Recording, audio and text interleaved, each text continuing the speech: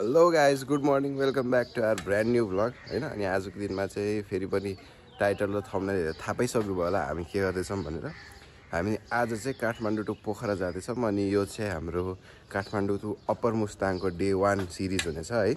अनि हामी चाहिँ आफ्नो इभी गाडीलाई सकेसम्म चाइना बोर्डर कोरोला पाससम्मै पुगाउने कोसिस गर्छौँ। यो सिरिजमा चाहिँ हाम्रो इभी गाडी कुन हो भनेर थाहा छैन भने चाहिँ टाटा नेक्सन इभी म्याक्स हो, जसको क्लेम रेन्ज अराउन्ड 440 किलोमिटरको छ। तर त्यति दिँदैन भन्ने सबैलाई थाहा नै होला। अब थाहा छैन भने अब यो भिडियो मार्फत म देखाउँछु कतिको रेन्ज दिन्छ, कतिको पावर छ, कतिको धान छ होइन, के कसो प्रब्लमहरू आउँछ कि आउँदैन कि होइन, यो भिडियोमा सबै देखिनेवाला छ। अनि आज चाहिँ बिहानको लगभग 6:30 भइसक्यो। अनि अब चाहिँ हामी ब्रेकफास्ट गरेर काठमाडौँबाट निस्किन्छौँ। अनि बिचमा मुगलिनमा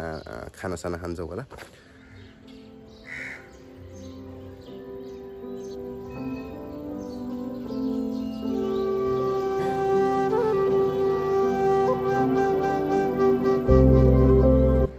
ल अहिले चाहिँ हामी सामान सब प्याक गरेर निस्किनलाई रेडी भइसक्यौँ। 7 बजे भनेको लगभग 7:30 भइसक्यो।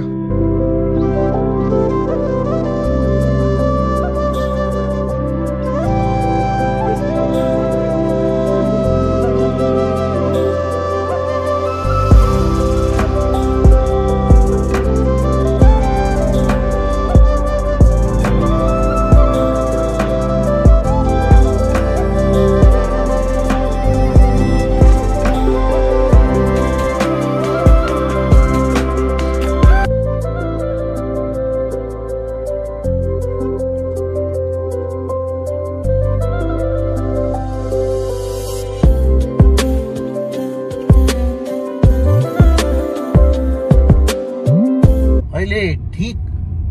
कति बज्यो भन्दाखेरि 8:45 भयो। हामी चाहिँ 8 बजे घरबाट निस्क्यौँ। हाम्रो यात्रा चाहिँ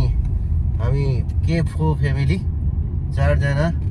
छोराछोरी, अब हाम्रो महारानीज्यू कल्पना श्रेष्ठ र म, हामी मनाङ मुस्ताङ मुक्तिनाथको यात्रामा आज निस्क्यौँ। महाराज धीरज कुमार श्रेष्ठ। अब हाम्रो यो प्लान, हाम्रो यो यात्रा एउटा पारिवारिक यात्रा चाहिँ छोराले किस्मत श्रेष्ठले चाहिँ अब प्लानिङ गरेको। अब यसले हाम्रो लाइफको एउटा पारिवारिक वातावरणको भ्रमण चाहिँ अब भोलि के हुन्छ त हामी 4जना चाहिँ एकैचोटि विभिन्न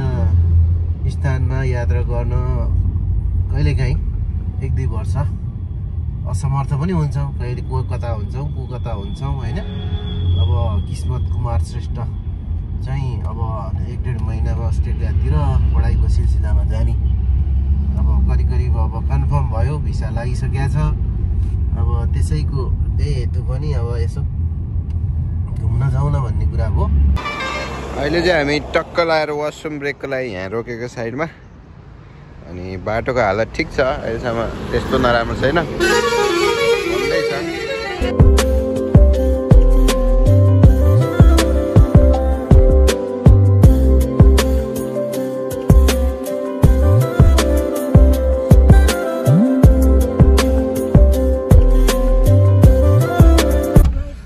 भनेपछि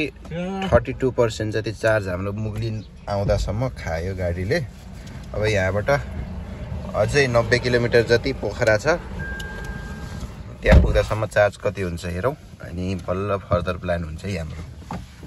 मुगलिनबाट पोखरा जाँदै अब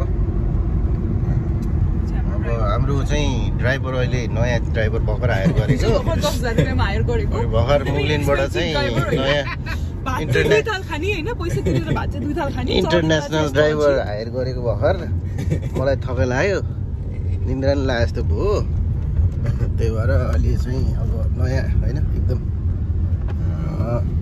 अहिले चाहिँ हामी टन्न खाना खाएर, मुगलिनबाट टन्न खाना खाएर अब पोखराको लागि निस्किसकेका छौँ है। अब सुनेअनुसार चाहिँ मुगलिनबाट पोखराको हाइवे चाहिँ एकदम राम्रो बनिएको छ भन्ने सुन्नमा आएको छ, देख्न पनि आएको छ। अब त्यो पनि हामी बाटोमा एक्सपिरियन्स गर्ने नै छौँ। अनि लगभग मुगलिनबाट चाहिँ 90 किलोमिटर छ हाम्रो पोखरा पुग्नलाई। अनि पोखरामा पुगेर एकचोटि हामी चार्ज रिफिल या 100% सम्म फेरि गर्नुपर्ने हुन्छ अनि त्यहाँबाट मात्रै अब आजको फर्दर प्लान के हुन्छ पोखरामा स्टे गर्छौँ कि माथि कुस्मासम्म पुग्छौँ भन्ने हेरिन्छ त्यतातिर हाम्रो आमा छोरी पनि छ म्याडमहरू पनि हुनुहुन्छ छोरी पनि हुनुहुन्छ अहिले चाहिँ बाटोमा इभी नै इभी मात्रै देखिन सकिन्छ आजकल चाहिँ है हाइवेमा भयो काठमाडौँ सहरमा भयो टियागो टियागो इभी हो अगाडिको नेपालको मार्केट चाहिँ इभीले खान्छ अहिले चाहिँ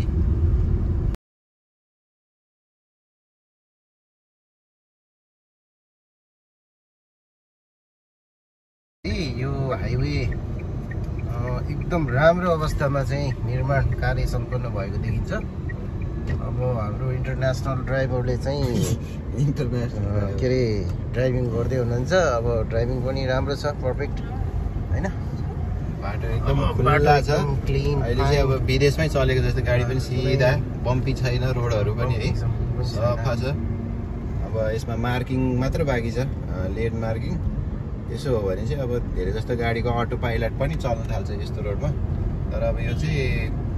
फुल बनेको छ कि नाइ चाहिँ थाहा छैन अब जति बनेको त्यति चाहिँ राम्रै बनेको छ है अब यही बाटो काठमाडौँसम्मै पोखरा टु काठमाडौँ काठमाडौँ टु पोखरासम्मै भयो पोखरा जान लगभग 4 घन्टा मात्रै लाग्छ होला त्यसपछि हामीलाई त मुगलिन पुग्नै 4 घन्टा लाग्यो आज त ल हामी चाहिँ अहिले हिँड्दैछौँ राम्रो नराम्रो दुवै बाटोको मिक्सचर छ चोकायो ल 3:15 चाहिँ हामी पोखरा आइपुगिसकेको छौँ 24% ब्याट्री बाँकी हुँदा मुगलिनबाट चाहिँ लगभग 1 बजे निस्केको 2-3 भने चाहिँ 2 घन्टा जति लाग्यो ल गाइज अहिले चाहिँ हामी पोखरामा एउटा चार्जिङ स्टेसनमा आएर चार्जमा जोडिसक्यो गाडी 22%मा जोडेछ अब 1.5 घन्टा लाग्छ अरे फास्ट चार्ज गर्न अब हामी चाहिँ यसो एकछिन यताउता डुलेर आउँछौँ गाडीलाई यहाँ छ फास्ट चार्जिङ गर्दैछौँ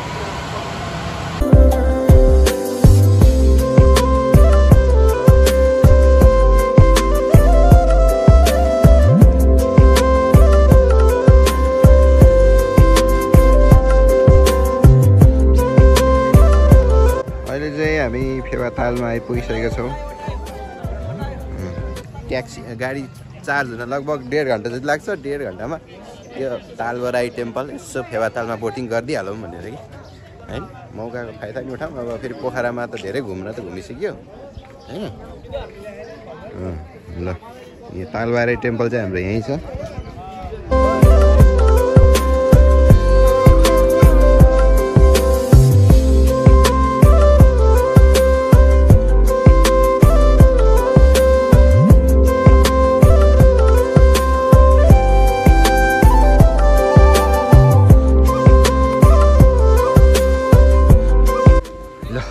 मन्दिर आइपुगिसक्यौँ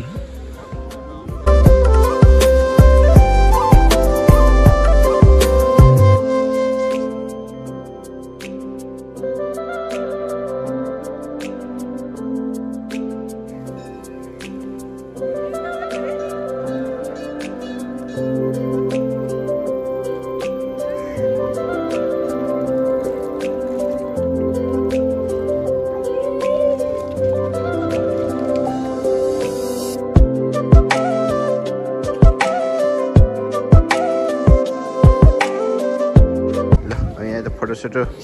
पनि खिचेर अब चाहिँ फर्किँदै मेरो मलाई टिकटकमै मस्त छ त्यो चाहिँ यस्तो छ मन्दिरबाट अब चाहिँ हामी फर्किन्छौँ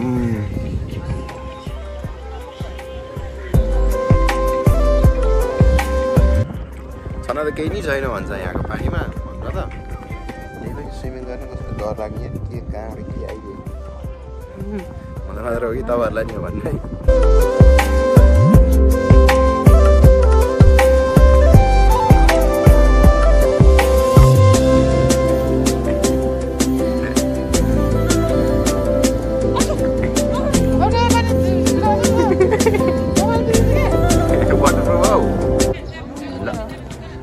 पनि सिद्धियो हाम्रो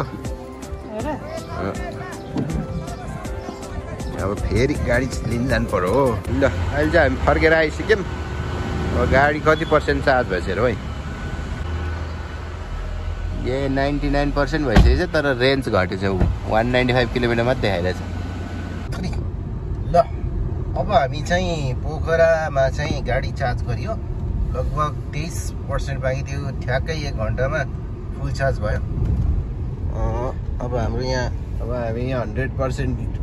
पोखराबाट लिएर हामी कुस्मातर्फ जाँदैछौँ बाटो चाहिँ अघि एकछिन ग्राभल रोड थियो लगभग 1-2 किलोमिटर जति त्यसपछि चाहिँ अब खुला बाटो छ 3 लेन हाइवे नै छ छन त अब जस नेपालको नि बिस्तारै बिस्तारै भयो नि विकास चाहिँ हुँदैछ ठाउँ ठाउँमा राम्रो फ्लाइओभर बाटोहरू बनेको देख्न सकिन्छ अहिले बाटोमा हिँड्दा चाहिँ त्यस्तो अनकम्फर्टेबल अलिअलि मात्र छ बिचमा तर एकदम कम्फर्टेबल रोड बनाएको छ यतिखेर बनाउँदा चाहिँ खुसी लागिरहेको छ चलाउँदा पनि त्यस्तै अब अनि आज किम्ती श्रेष्ठ छोरीको आजको ट्रिप कस्तो लाग्यो भइरहेछ अथवा कस्तो फिलिङ लागिरहेछ मलाई त एकदमै रमाइलो लागिरहेछ आई थिङ्क मेरो चाहिँ यो 6th टाइम हो पोखरा आइरहेको अनि कुसमा चाहिँ आफ्टर अराउन्ड 7 years सो खुसी मलाई रमाइलो लागिरहेछ हाम्रो कल्पना म्याडमको चाहिँ के छ भने मेरो झन् छोरा छोरी बुढासँग यसरी हिँड्न पाउँदा छुट्टै खुसी झन् बहिनीको घर जाँदैछु झन् खुसी मुक्तिनाथ भगवान्कोसँग जाँदैछु झन् खुसी एकदम खुसी नै खुसी पर्फेक्ट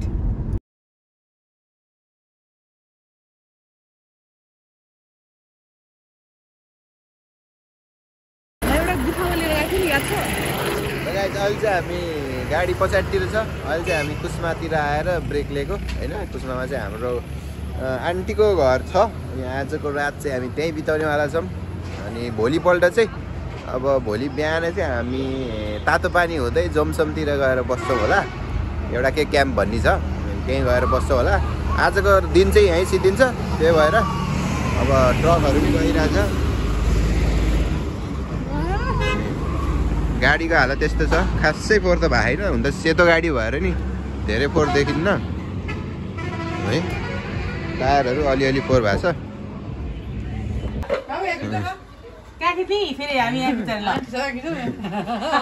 उहाँ चाहिँ हाम्रो सानो मम्मी दुबई भ्लगमा देख्नु भएको